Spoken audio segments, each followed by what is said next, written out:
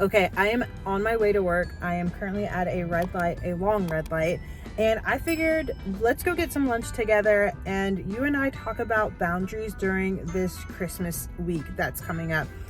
Boundaries in families is such a unique conversation because I think some of us feel bad for setting boundaries, some of us don't know how to set boundaries, and then some of us have set these rigid boundaries where there's maybe no room for grace. And I think it's important to have a healthy discussion on what boundaries are, what they can look like, and maybe how to implement them this upcoming week when you spend time with family that maybe you haven't seen in a long time. So I'm gonna go grab some lunch and we're gonna talk about this together.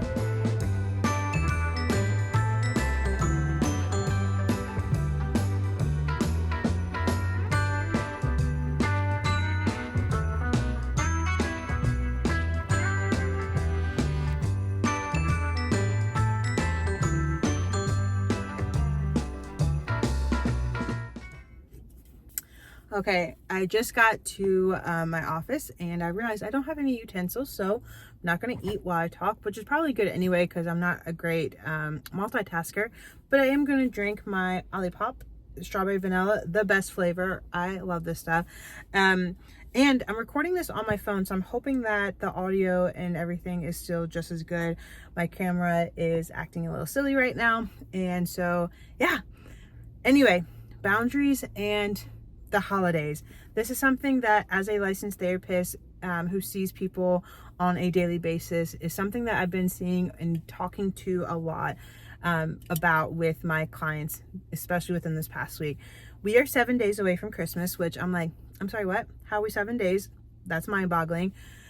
With that being said, though, I think there's this pressure, there's certain expectations that we feel to constantly be hanging out with family, constantly saying yes to everything and doing everything. Part of it's, pressure that we feel, but I think part of it's also excitement that we feel as well. I know for me, when I'm hanging out with my family, I love the idea of being able to hang out and do everything and say yes to everything. At the same time, I know that it is mentally and emotionally and physically exhausting, and not for the reasons that you might think it is. I am an introvert. That is something that I have realized over the past few years.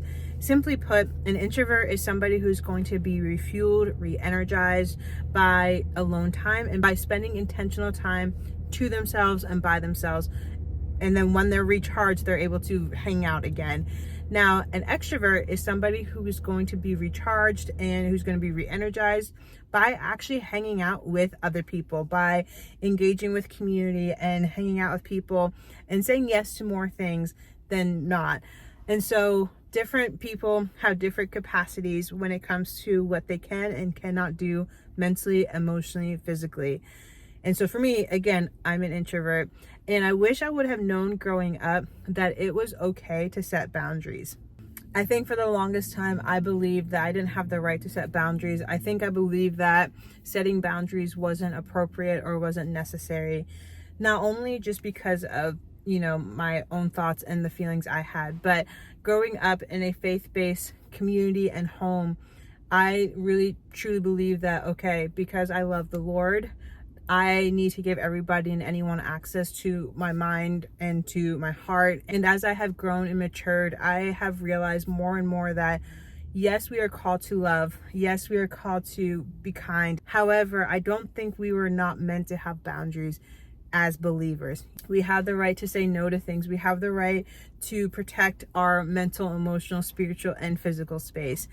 The way that I like to describe or explain boundaries to the people that I work with is, if you picture a really nice home that you purchased, you have spent time on, you have spent money on, you have spent energy on, you have this beautiful home with beautiful artwork, with the perfect, most wonderful cars that you have dreamed of in your garage, but there's no security system, there's no fence or any kind of protection around your space, and there's no lock on the door. That's not really a good thing.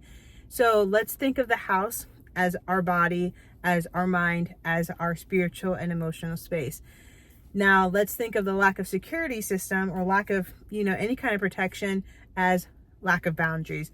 You see, if we wouldn't keep a nice house with nice artwork and nice cars in the garage completely open to anybody to come in and do whatever they want with, then why would we do that to our mental, emotional, physical, and spiritual space? Boundaries are the security system to our space. Boundaries are the fences that we put in to where we can invite people in and we can keep people out. If a house owner has the right to set parameters around their space to see who's coming in and who's leaving, then we for sure as humans have that basic right of setting boundaries. I feel like that this is the time of year where some of us feel like, again, if I put a boundary up, then that's bad of me because it's family. I don't see them much and they have the right to ask questions. They have the right to physical space. And that's not the truth. Number one, which I think is one of the most important things to recognize and to hold on to this holiday season in regards to boundaries, is you have the right to physical space. You do not have to hug everybody just because they're family. Some people have past experiences or some people have reasons why they are not comfortable hugging, and we need to respect that, and that needs to be respected. Sometimes kids will not want to hug certain family members, or they're just not comfortable with certain people and they don't want to hug them. Parents, it is okay to not have your kid hug whoever they're not comfortable with. They have the right to physical space. And I think if we can teach them young that they have the right to physical space, I truly believe that will empower them for the rest of their life. Again, just because it's family doesn't mean that they have the right to the physical space. Now, is this sometimes easier said than done? 100%. But what I'm hopefully encouraging, empowering, and enlightening us to do is to recognize that we have the right to autonomy. We have the right to say no to hugs. We have the right to just say hello without any kind of physical contact. So yes, number one, you have the right to physical space. And sometimes as a parent, it's important to speak on the behalf of your kid and let them know, and let the person know, hey, my kid's not comfortable with that, but we are so excited to see you. Things like that. Number two, when it comes to boundaries, you have the right to not answer questions that you don't have the answer for, or you're not comfortable sharing the answer in the environment that you are currently in. What do I mean by this? Some of the most common questions, especially around this time of year, which I genuinely believe come from a great, caring, kind place, are questions like, if you're graduating, well, what are you doing with your life? What's next in your life? What job are you getting? And if you don't have an answer yet and you feel the pressure of like, oh, I don't have an answer, therefore I'm going to fail, or this is bad, or I'm not in a good spot, I need you to know that it's okay not to have an answer to that. And you can even answer with something like, hey, I'm not sure what's next, but as soon as I know, I will let you in, or I'll fill you in. You can let people know that you don't have an answer and let it be just that. Another question can be, if you're single, why aren't you dating anyone? You don't have to explain your singleness. You don't have to explain why you're single, whether it's that you just haven't found that person, or there have been opportunities and options and you're trying to figure it out yourself. You don't have to go in depth why you're in the space that you're in relationally. Another question is, if you're dating, then it's like, well, when are you guys getting engaged? If you're married, when are you guys having kids? The questions will always come. And I think the younger that we learn, we don't owe everyone details or descriptions or letting them into our vulnerable spaces, the better we're going to be off, because those questions won't ever stop. Again, they typically come from such a sweet and kind place. So responding with things like, I don't have an answer for you right now, answering it those ways will typically be received well, because again, those questions are coming from a good place, but they can make us feel really uncomfortable mentally and emotionally. I think along with the mental and emotional space, a common thing that I see, or common theme that I hear of in my office, is political talk, especially around this time of year and in the political climate that we are currently in and that we are facing. Typically, especially the people I meet with, their beliefs are very different than their family, whether it's parents, grandparents, aunts and uncles, extended family, family friends. And oftentimes things will get brought up and it's not an effective conversation. When it comes to political talk, there's typically two sides to the coin, and both sides are trying to convince each other of the other side, and that's typically not effective, and it can be, again, anxiety provoking, and it can be really overwhelming. When political talk starts to happen, you have the right to say, hey, I'm going to excuse myself, or hey, I don't want to engage in this right now. Or, if it's not going to be effective, or it's not going to be a healthy conflict or a healthy conversation, you can simply just walk away. Something that I think I wish I would have known when I was younger as well is that no is a full sentence. Somebody like me, and this is something I'm still working on, I struggle with people pleasing, and when I was younger, it was to such an unhealthy degree that if I physically could not do something, it killed me, not because I wanted to do it, but because I feared somebody would be so disappointed in me that I couldn't show up. And so when I had to say no to certain things, and then with like a shaky voice because I'm so nervous and disappointing somebody, I would let them know every single reason why. I would break it down and I would let them know, I'm so sorry. This is why. If I could, I would. I mean, I would go on and on with an explanation they didn't necessarily ask for, but because it was out of my own fear and insecurity of I can't let this person down. And I wish I would have known the power of no is a full sentence. Is that something I'm still working on? 100%. But is it something that I'm finding more and more empowering? Yes. Now, will there be circumstances and situations and people that you're like, okay, let me at least give the reason why I'm not coming, even if it's simple? Yes. I think that's a respect thing. What I'm talking more about though is feeling like you have to say yes to everything, and as soon as you say no to something, even if you're physically not capable of doing it, and you give like this huge reason why and you over explain, that's when it's unhealthy. When it comes to setting boundaries though and resetting expectations, I need you to know that no is a complete sentence. Something else I wish I would have known with boundaries when learning how to set them earlier is that there are different types of boundaries. There's no boundaries, which I unfortunately lived in that space for a very long time. Then there are healthy boundaries, which I'm in a space of learning how to implement. But then there's something called rigid boundaries. Now, rigid boundaries are the boundaries that give no room for grace, no space for mistakes, no space for transition. It's one of those things where it's like, oh, they're toxic, I'm cutting them off completely.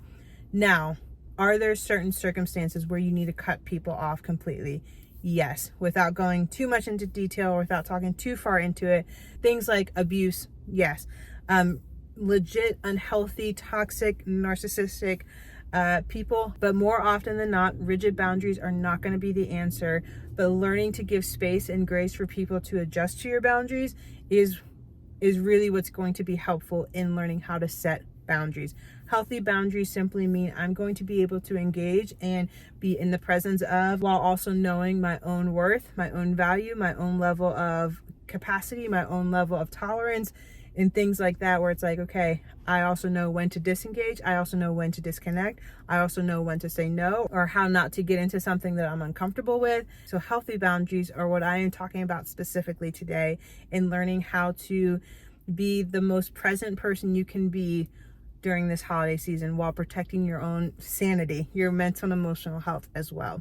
And then last but not least, when it comes to setting boundaries, I wish I would have known sooner, but I am learning now, is that boundaries need to have some sort of consequence, or some kind of like follow through, I should say. I hate that word consequence because it seems like it's a punishment. There has to be a follow through of, if this boundary is not met or respected at least, then I need to excuse myself, then I need to dismiss myself, then I need to leave this situation. Again, that can seem really hard, and I think that is one of the hardest parts of setting boundaries. But boundaries without follow through is just merely a suggestion. And sometimes when people hear suggestions, they're going to still do what they want to do and not respect anything that you just said. Now, again, when setting boundaries, sometimes you're going to be the first person that's going to start setting healthy things for your family. And when a new concept like boundaries comes into an established family setting, it can be really hard to adjust to and figure out. So I do think there needs to be room and space for grace in figuring out how to respect or adhere to the boundaries that have been set. So I do think it's important to note that sometimes there's going to be a transition time where the family's just figuring out how to respect and adhere to what you are requesting or you are saying to them. There's a difference though of family members who are like, hey, yeah, that's something I'm going to work on, and that's something that I hear, and that's something I'm going to be intentional in trying to remind myself of. And then maybe if they overstep something or if they mistake the boundary, they'll self-correct or they'll be open to correction. What I'm talking about though are the family members or the friends or the people in your life who say, well, nope, screw this boundary, I don't care what you say. Those are the people that need to know and that need to feel the consequence or the follow through of the boundary that has been set. You guys, I hope this was helpful. I hope this was encouraging. It was empowering and it was enlightening on your boundary setting journey. I know, again, for myself, this is something that I'm learning to do. Even as a therapist, this is something that I'm continuing to figure out. How do I set boundaries for my mental, emotional, spiritual, and physical space? But I hope you guys have a marvelous Christmas. Be sure to take care of your mental space, your emotional space, your physical space this holiday season, as I am also very aware that sometimes this time of year can be really hard and it can be really heavy. Thank you, everybody who is a part of this channel, who has supported, who has shared, who has liked, who has loved. It means the world to me. There will be no new video next week, but if you are somebody who is interested in all things mental health, therapy, faith, pop culture, reality TV, all the above, then this might be a channel that you would enjoy. I would love for you to go ahead, hit that subscribe button, hit that like button, and turn on your notifications. That way you're notified when brand new videos are out and ready for you to enjoy. All right, friends, that is it for me in today's video. Merry Christmas. Until next time.